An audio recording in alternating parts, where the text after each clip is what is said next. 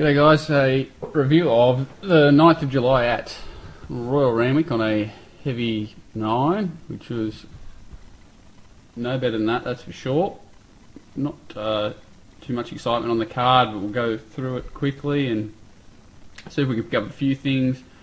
Obviously it was a race to the outside fence for most of the day, some strange rides where they haven't really looked to go inside at times, which is a bit weird, especially late in the day, but overall not too much to report. But first race for the 2-year-olds over the 1200, so a really testing sort of layout, pretty much dominated by horses you would expect to be fitter. Waterhouse or second up off a fighting win first up with good margins behind it. Kembla, Morton's Fork second up after a 1200 metre run. Hugh said it's easy, already had the 3 runs.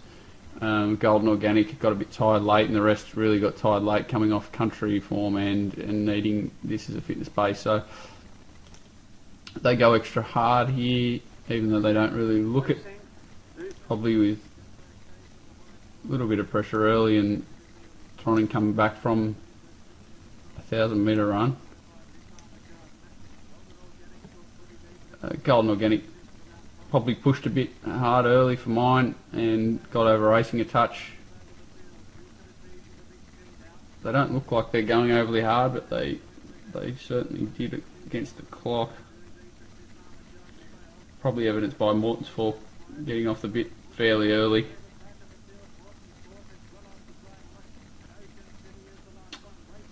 So as we know, sort of later in the day, even though this was early in the program, I'm going to be very forgiving of horses in this area. It just wasn't the place to be, even sort of wider of where Thronham gets to.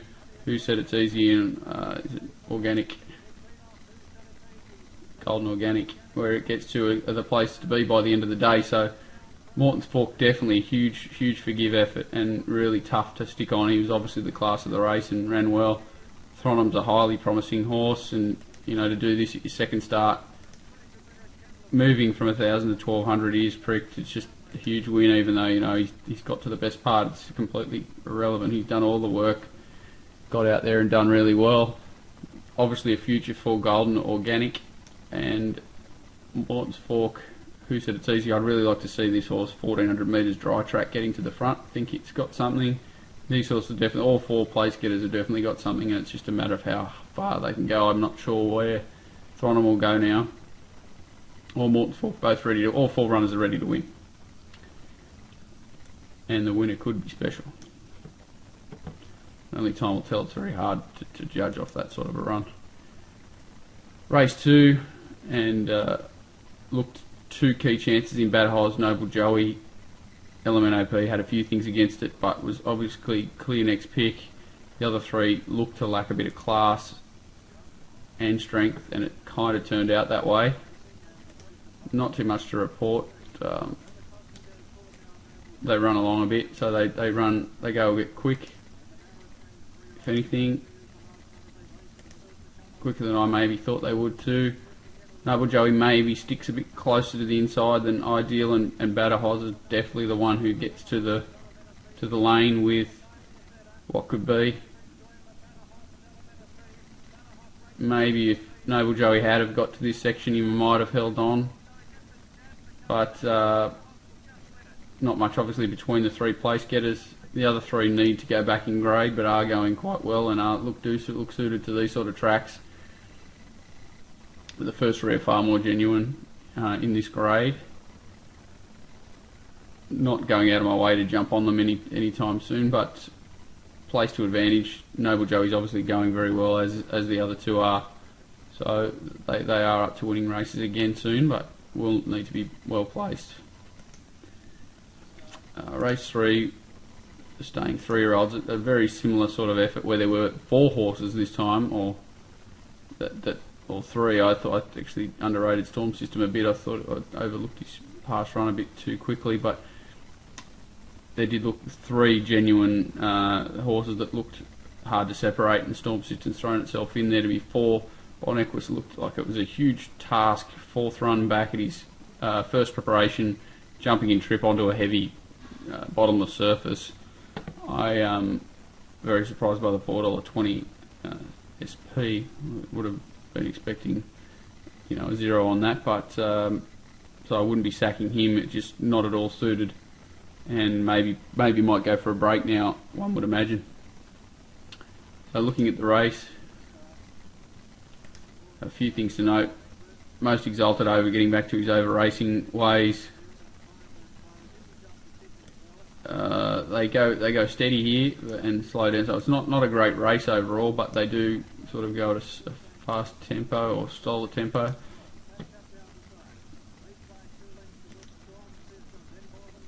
Pack up turning, and Most Exalted still carrying his head up, which is his thing, but probably does get to the best part of the track. Tim Clark on Firebird Flyer is sort of dictated to the whole time, so has to cut back to this inside lane, which really no one else won on throughout the day. So it is a good win. It did have a hard bit Waller base to its preparation, and that really came to the fore the last 100 metres. It's clearly in the worst going. Storm System may have around a bit, and the other two are just grinders, but again, not much between them. They're all going well enough, even Fat Chap, to win a race. It's just a matter of placing them. I'm not sure where they go with Firebird Fly, something similar. Just a punishing horse to follow. Most Exalted, you can see that he's chocked with ability, and just it's hard to extract it from him. He wants to do a lot of things wrong, and More Than Fabulous is just a really honest type that it's tough to place to be a good thing, but will continue to obviously make his owners money. And Fat Chap's really come through the grades well from what he looked a really plain horse at, plain's probably a bad word, a limited horse at Gosford early in his preparation, and he's really, once he's got to his top, really thrived and gone on with it. So he's a bit of a surprise packet and racing well. The highway race, and I marked the winner about $13 early, and just the lack of money, and obviously first up on this sort of a testing track made him not look too appealing, but he's gone around 70 or 80 to 1, which was big price for a horse with genuine mile form on this sort of 1400 metre race with horses that weren't suited, it didn't seem, at 1400 and further. The favourite probably had decent form, but had a huge bias in its favour last start, and that kind of showed up here. Also a testing run that may have flattened it a little bit. She's Invincible had the setup for mine, but a bit of a strange ride here. Maybe a little panic at the top of the straight may have cost it the win. Tip to Tantivi's an interesting horse, first preparation. Obviously had problems, but really sprints sharply, and then it's hard to maintain a sprint on this sort of track. The sort of the winner, you see, it looks like it does, but it sort of grinds and grinds and grinds, whereas Tip to Tantivi does produce a nice little turn of foot before levelling out and maybe back in trip or just a drier surface, and it can be going through the grades.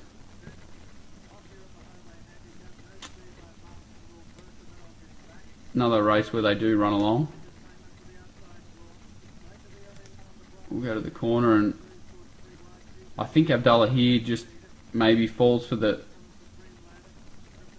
3-card trick where he thinks the danger's attainment and rides his horse according to that, where he tries to cut the corner and maybe pinch a break on attainment, rather than, if he thought he was on the better thing, he may have just waited, got on the back of it and got to the outside. So instead of that, he cuts to the inside here, and it probably costs his horse the race. You can see he's only got eyes for the inside. He's never ever looking at trying to get to the outside here, whereas the winner eventually gets right to the outside, finds the fast lane. Tip to Tantivi's obviously down that right part in Grand Rouge, even though it's still inside this section where not many horses perform well, was in probably a better position than She's Invincible. So I really think it should have won the race. She's Invincible. It's going well enough to win a race of this nature, that's for sure. Grand Rouge is one batter that was definitely suited by these conditions, and probably was a bit unlucky to run third, probably should have run second. I think they both should have beaten the winner home if they had have got to the same sort of section, but the winner, in saying that, is first up and only can go forward. I'll be a little bit careful of it next time out because, you know, a run like this tends to flatten a horse, especially first up. It could hurt him for his entire preparation, but he's got a result for the owners, and that's the main thing. And this horse, Tip to 10 Tip, is definitely going well, needs the big track and the ability to run on. But, you know, even I wouldn't be surprised at 12 to 1400 on a bit of a dry surface, it can win a race. So I'd say that the horses to follow are She's Invincible and Tip to 10. Tippy Grand Rouge will keep going around, and this horse in Road to Thunder Road, just be a little bit careful with it off that win.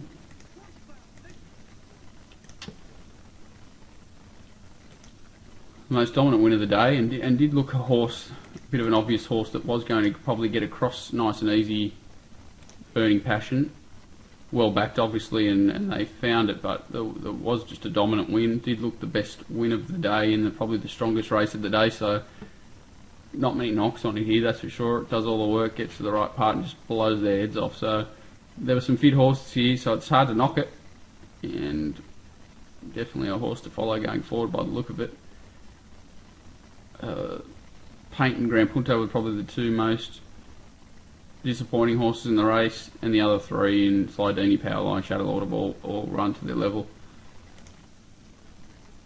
So probably not a lot to see here. Burning Passion just sits three wide outside them, held together, gets to the right part and does something no other horse on the day did, and that's accelerate off a softish tempo and really stretch out nicely on the going. So it's a horse going places, always showed ability, and maybe it may have told us the penny might have dropped, turned the corner. Its last two starts have both been really promising, and this Derby Racing syndicates have definitely 24,000. I realise here they paid for it off Guru. It's a good buy.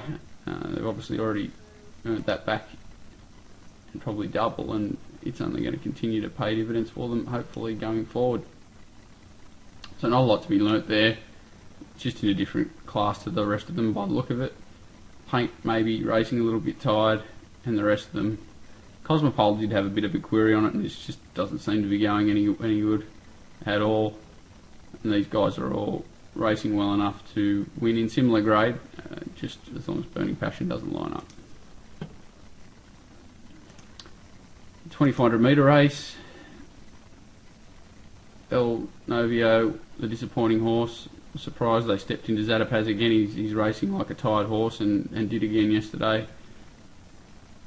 I was a little bit keen on Lie Direct, and I thought Deanne Panya's ride here was incredible. She really, if she had given it that ride the Wednesday before, she probably would have beat home on the grade. She then won in Brisbane yesterday, so the form looks strong, and she rode it perfectly today.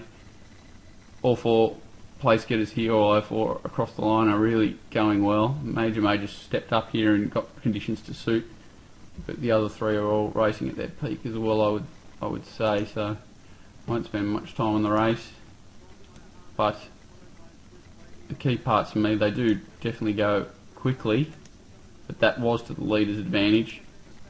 That's his go. He's got one speed, and she importantly took off at the start to work them a bit, and then took off early. So if she had have tried to stack them up here, I really think she would have given away any chance she had to win Panya. So she's really should be commended for this ride. She probably doesn't get it as wide as she should, which is the thing she does a bit of. She tends to underdo it a bit when there is a bias, but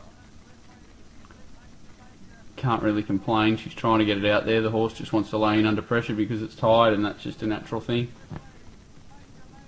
Defrost My Heart, probably the disappointing one if there was. He did look the winner in the run, but Major's been proven in these sort of races before, and just took a bit of racing to get to his top this time. And good ride from Abdallah. Probably should have come wider again, but he's won, and that's the main thing.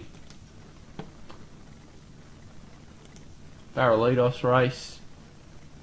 Watching the betting here, I think this Sabrina market, I think it got out well over $4 late Betfair, and that was a bit of a scary thing considering it did firm quite noticeably in the run earlier. Magical Stance notably paraded very big again. He's a gross type of horse, but didn't look like the run would hurt him. He does cop a weird ride here, but definitely the run will not hurt him, so I'm not going to sack him. Faralitos is just flying, and so is AM by the look of it. He was a much improved on appearance and raced accordingly. And Himalaya Dream definitely enjoying being ridden back, but he is a limited type. So they go pretty steady here. Sabrina controls the tempo, so I am sitting off them. Not much happens up in front, so we've got Zayam coming 3 wide, Sabrina in the middle, probably ridden a bit quiet for mine. I would have preferred it leading and bowling along like Panya did when it won, but obviously the horse is not, maybe over the, like maybe a fresh horse. Clipperton falls for the 3-card trick and cuts up the inside on the horse that probably looks a bit burly, so he was always going to get tired in the worst going. He does chime in and like he's going quite well, which is a good sign. He hits the front and sprints, but just knocks up terribly, so definitely not going to sack Magical Stance on this run. The 3 place getters are the ones who find the lane, and it's the one certainly well inside it. So Faralitos I've underrated its last 2 starts, and it's gone on for a really strong win, so it's definitely going extra well, the horse, and is an improving horse that obviously gets through this sort of going and is tough. So the first 2 across the line for me are the ones to follow from this race, with Magical Stance the one that can improve dramatically fitness wise and back on top of the ground as well, I would imagine. So again, not a lot to be learnt there, apart from Magical Stance was right in the race until it got tired. The other 2 found the lane. Zayam only second up from a spell.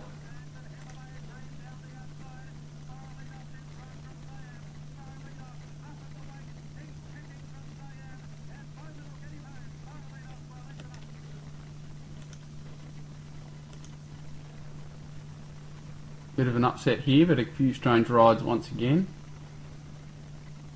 Hard in the market, El Lou, Flamboyant Lass, Lychia, Harlem Lady a little bit easy, and strangely Chi of Jessie. I couldn't understand why anyone was coming into her first up 1400. That seems to be her max trip, and on a heavy surface like this it was very surprising that she had any market support whatsoever. But easy to say now. Tender's another one who just keeps missing the kick and doing things wrong, and it's a shame because I think the horse is going quite well. Monogram first up, 2000 metre form. Ordinarily that's the sort of horse you'd look for over 1400 metres fresh, but on this sort of track it was tough to find her. Had trialled well enough, and you know, on a dry surface definitely would have been looking to entertain it more aggressively, but tough to find. They control the speed here, even though Flamboyant Lass looks like it's getting along. It's really not. It's travelling within itself, and that's noted by how easily Tender gets up outside the lead here. They do really drop anchor through this part. When Tender can jump cleanly and get here spending less petrol, I think it will be in the finish of a race. So this is the point where the 3 leaders start to put a bit of pace in the race, and they basically hand the keys to the race to Lychia and Andrew Adkins, and for whatever reason he decides to cut back inside instead of, you know, rolling around these leaders, and or at least getting into a position on the back of Tender that he can get to that sweet spot. So if you notice, Monogram's the one tracing him, and he's sort of waiting for Adkins to go to track him into the race, and he just never takes him there. It's kind of funny, but Clark's never got eyes to go anywhere but wide, whereas Lychia, for whatever reason, decides to cut back inside heel. So a strange ride for mine. Harlem Lady gets out to that sweet spot, and El Lou, who's ridden very quietly and very cold, didn't quite fire as well as she can, and just struggles a little bit late. But for mine, if Lychia had have come to the outside here, it wins the race.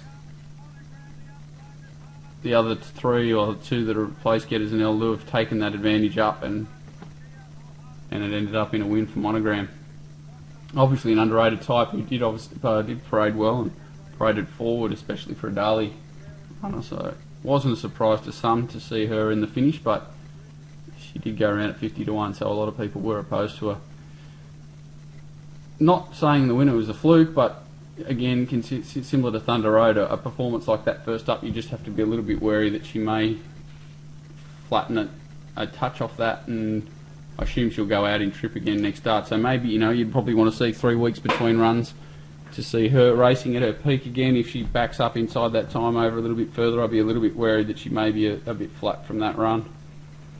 Harlem Lady's just continually going around at the same sort of level, putting herself in races and just not being dominant, but that's a bit to do with her pattern. Flamboyant Lass definitely went ready to win a race like this. Now, it was tough to lead yesterday and hold on. My cheers, dead set flying, going as well as it ever has, and probably should have won that race, arguably. And that's about the race. Elolou's going probably well enough to win, as is Rustic Melody in another race, and as is Tender. So these horses are all pretty much in form now and ready to win, but need to be placed ideally, especially Rustic Melody. It's a very hard horse to place. Lucky Last, 1,000 metres with a bunch of pressure, even though there were a heap of scratchings. They did look, with a strangely backed runner in Wicked Wanda, inside gate apprentice with a bunch of speed drawn outside it. It was similar to the horse early in the day in Bon Equus, where if it had a 0 after it, I wouldn't have been jumping the queue to take a price. So I'm very surprised at how heavily backed it was. Similar with Minnesota, how solid it was, because just drawing those inside gates with speed outside, they were always going to struggle to get to the best part of the track, and at a distance that was probably their max trip anyway. So Quell was always going to provide the pressure from wide. LA Cheval ran well first up in the worst part and drew the better gate today and improved accordingly. Ever So Natural, heavily backed, first up, tough effort, a tough ask, but did have 1400 metre form and presented quite well, so given a bit of a funny ride. Garage Augustus just had everything in its favour. The gate ridden perfectly by Lester Grace, got to the outside way too strong, and that's about the size of it. Once these two runners were never going to be able to lead and dictate, that was always going to make their job tough, so that's why I didn't like them here. Quell was always the fastest with the pressure from the wide, which was never going to get across and dictate either, so it was always in a lot of trouble. LA Cheval looked the one that was going to get the sit on them, and in the right part of the track too. Costanati's just not finishing its races off, but did race well here. And what I'm surprised about is that Breton Abdullah, who, if we go back 200 metres, had the option to get on the back of Arise Augustus or just let its horse travel around them and into the race, which wasn't going to be an issue on this track today. He decided to cut up the inside, and probably because he thought he was on a horse that needed a bit of help fitness-wise, but he did it 3 or 4 times during the day, and I'm not really sure he's thinking, considering how big an advantage it was to be wide on this track, and it was the last race, so there were no surprises. But watching him go inside here was a bit sickening for people who'd backed his runner. You look how strongly he travels into it. He just ends up getting caught in the bog and gets very tired late. So he's nearly hit the front here. He's burst through that gap. And the runners who have just got to that outside section, which is much firmer by the look of it, are way too strong for him late, but he's run well. Again, you've got to be careful of the flat run with him off this, because he has put in a strong effort here. Costanati, this is about as good as he goes, I'd say. And LA Cheval, if she wasn't ready, she'll be topped off by this run. This horse, Arise Augustus, has been up for 448 runs now, and it's just flying. Just keeps maintaining that level, and I wish more horses were like him, because he just does the same thing every time, and I'm very surprised he didn't start a lot shorter in this race, as he just had every tick for every box. So going forward out of that race, Ever So Natural is definitely a progressive horse that can win on a Saturday for mine, at least at Wednesday level. LA Cheval, 1,000 metre race somewhere very soon, will be ready to win. Rise Augustus will just keep going around. It's just a matter of placing him, and I'm not sure what to make of him. Costanati, I'm just a bit concerned about how weak it's been late, and it's all its races. It did have every chance again there, so first, second and fourth, second probably the one ready to win most of all over the same sort of trip, and the other two placed to advantage can win straight away. But I wouldn't be too worried about any horse in this race, even if they've been beaten 8 lengths. All these horses are in form. It's just a matter of placement. So that's the meeting. Hopefully everyone's got a few things out of it. It wasn't too an eventful a meeting, but there will be horses that were in the inside poor lanes there that will come out and improve, and there will be horses that may prove lies of their form that were in the fast lane there that may struggle to recapture that form. So hopefully everyone got something out of it. Thanks, guys.